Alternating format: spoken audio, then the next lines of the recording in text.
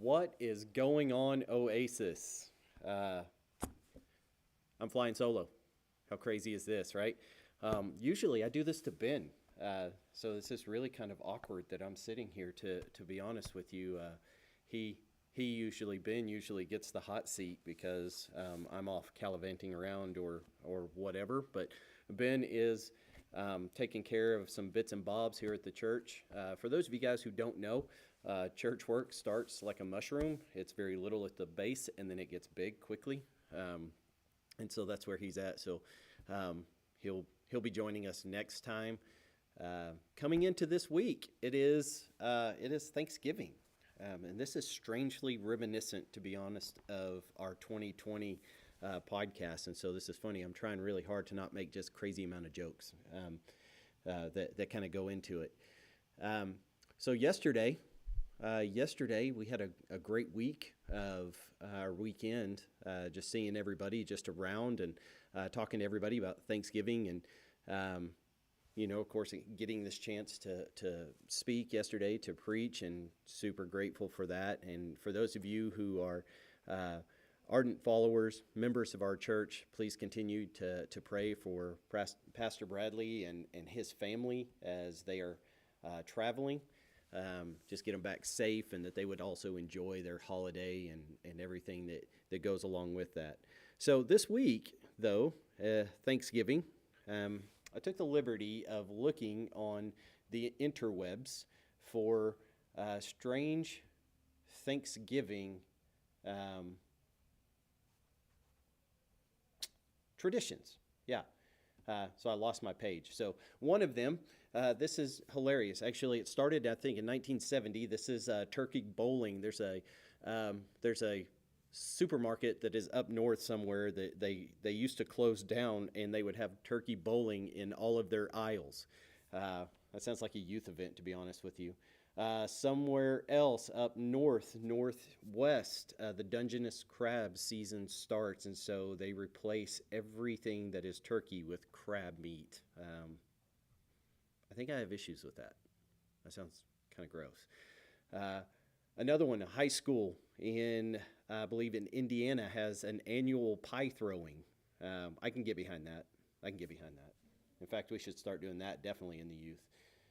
A couple other things that we have that is the tradition. Actually, it's maybe us. It is Black Friday. That is coming up at the end of this week. It is the craziness that is Black Friday. And if you would, put it in the comments if you take part in Black Friday shopping, if you were those individuals that get up at crazy hours to run to Best Buy so that you can get a shot at the one TV. I want to know. And also, I want to know how early that you get in there. I know there are some individuals that go to our church that like camp out at 3, 4 in the morning so that they can be first in line and get the first swing at the door and everything that goes along with that. At our house, we have a tendency to decorate for Christmas, which we got a chance to do really last night, which was incredible to see as we had a lot. And just like our boy Santa, Fat Man showed up last night. We decorate. This is clever. We had a bunch of people that showed up here last night to help decorate. And Santa showed up. He was actually a part of the decorations that was over there, but now he has made this appearance. And the place looks good. Church looks good. Santa in all of his glory is here. As we decorate, I can't believe I want to talk to him, to be honest with you. As we decorate this coming weekend, just kind of as our tradition, and we probably are not likely to put out a big giant Santa at our house. One of the things that I'm going to use that this guy is going to bring to the table with a Segway, because this guy, big man, squeezes down the chimneys. He is crushed, I suppose. One of the things I was thinking about for this and even kind of playing off of yesterday's message was 2 Corinthians chapter 4. And as I talk about it, I was really kind of thinking about what the holidays mean to people, and what, especially this time of year, means to folks. And it is more than jolly old Saint Nick here. It is more than just turkeys and everything else. But sometimes in the holiday season, um, it actually is a little bit of stress, isn't it? Sometimes we struggle with, the houses. Everything is different. Maybe it's a loss of a loved one, or maybe the family dynamic has changed this year, or maybe it's just rough. Whatever the case is, sometimes going into the holiday season isn't the most fun that we could have. Um, and this passage really kind of reminded me of something that we as believers try to hold on to. And this is again, it says 2 Corinthians chapter 4, starting in verse 7. It says, "But we have this treasure in jars of clay to show that the surpassing power belongs to God and not to us.